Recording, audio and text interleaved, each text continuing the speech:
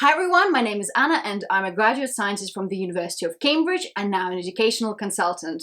And hi, my name's Nadia and I am a current medical student at King's College London. And in this video I'll be asking Nadia loads of questions on how she succeeded in her medical application, and without further ado, let's get into it. So, what is your top tip for writing a personal statement for medicine? My top tip is make it personal.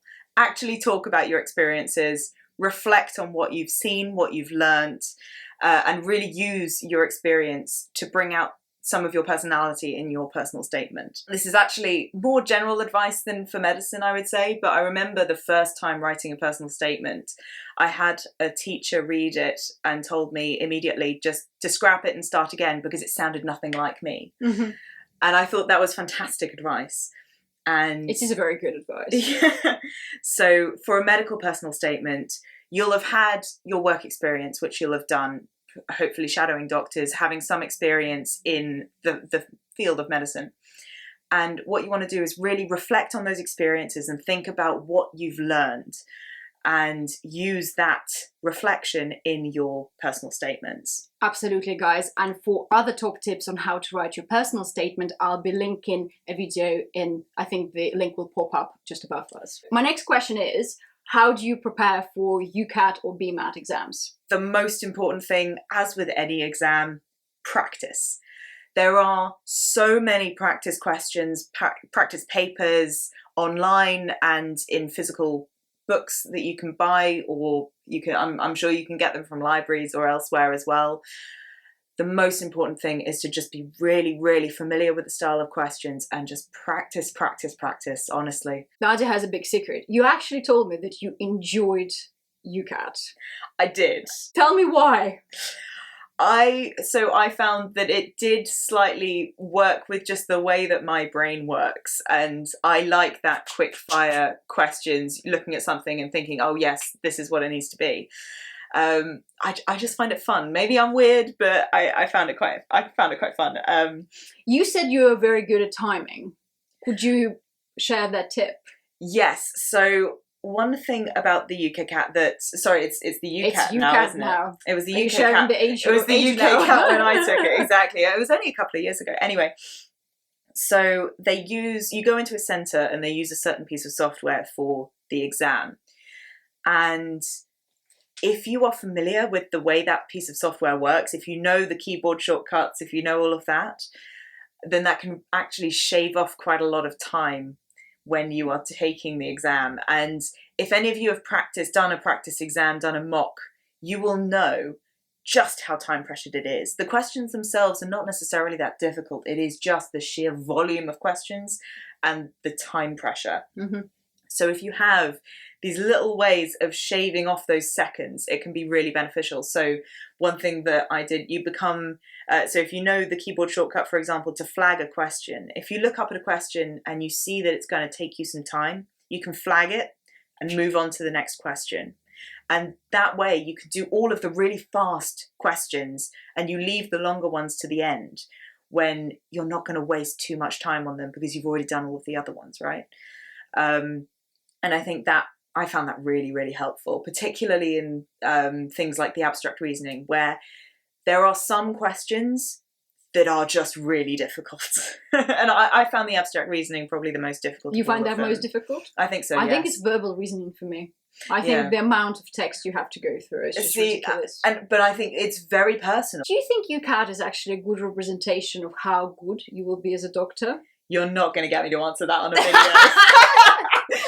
I think you told me about the as with many pattern recognition or something. Yes. So the reason that they use it is because it does demonstrate good pattern recognition, and that is something that you do need as a doctor. You need to be able to look at a patient who has multiple conditions, comorbidities, and be able to recognize the signs of different diseases and identify what is causing this patient to be ill.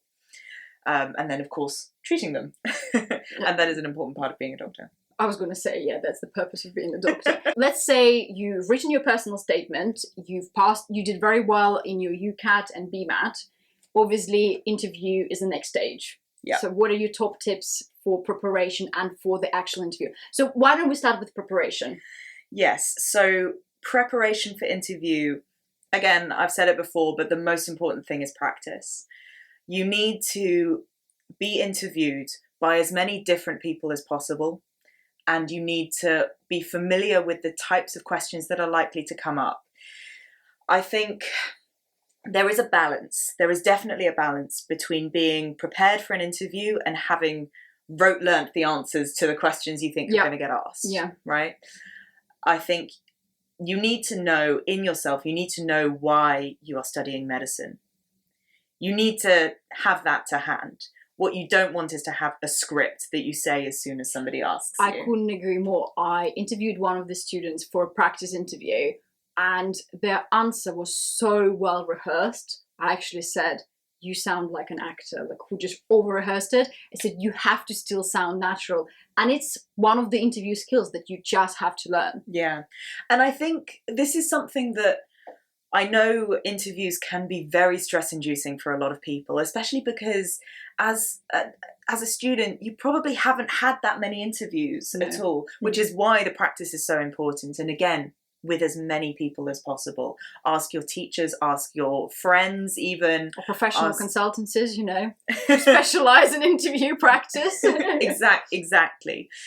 And you need to get feedback, and you need to actually listen to that feedback and try and change what you do based on that feedback as well, which can be difficult, I know. Because guys, you're going to have so many interviews. Okay, so at the moment it's for the university applications, and we're specifically talking about medicine. But it's for the rest of your life, for your jobs. Maybe you will decide to do a PhD at some point in your clinical career. Like, it's a skill that will be useful for the rest of your lives.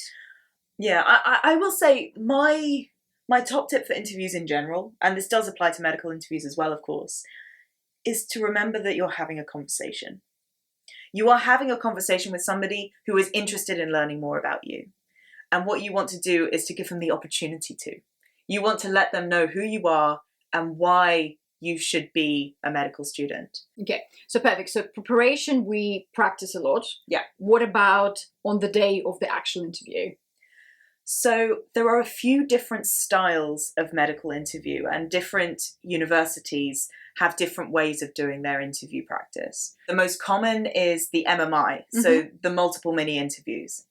And the way that this works is they'll have a number of stations, so usually between 6 and 8 stations, and you have somewhere between 8 and 12 minutes per station. And each station is a different interviewer with a different focus. And you go around and you have your 8 minutes with that person, then you move on to the next one.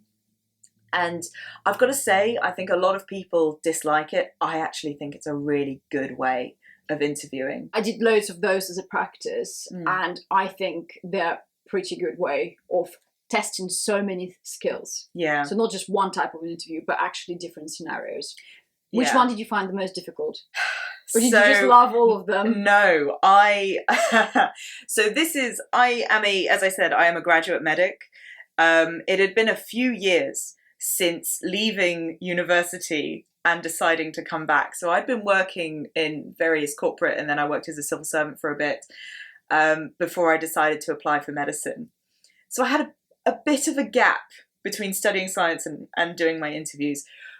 We were asked about a very, very simple question about amylase.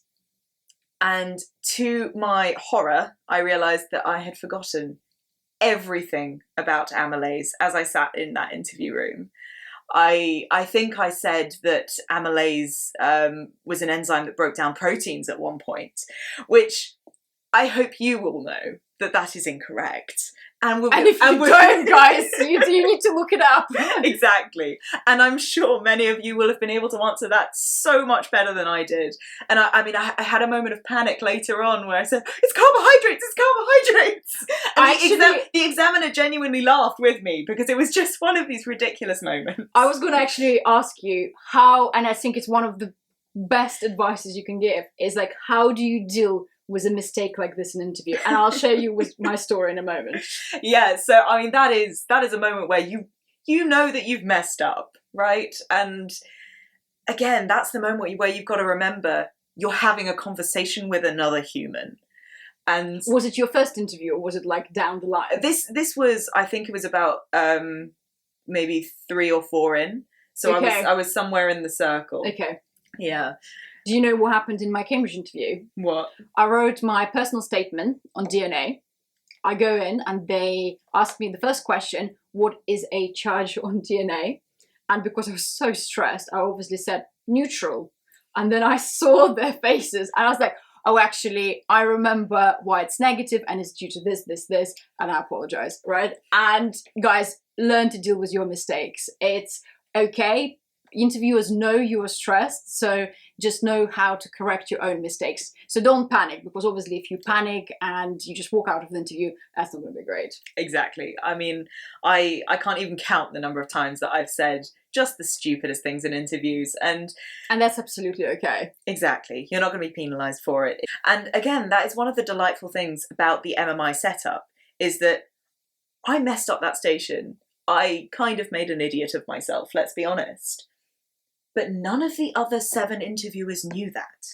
So I was able to go into each of those other interviews and appear confident and well-spoken and hopefully some level of intelligent.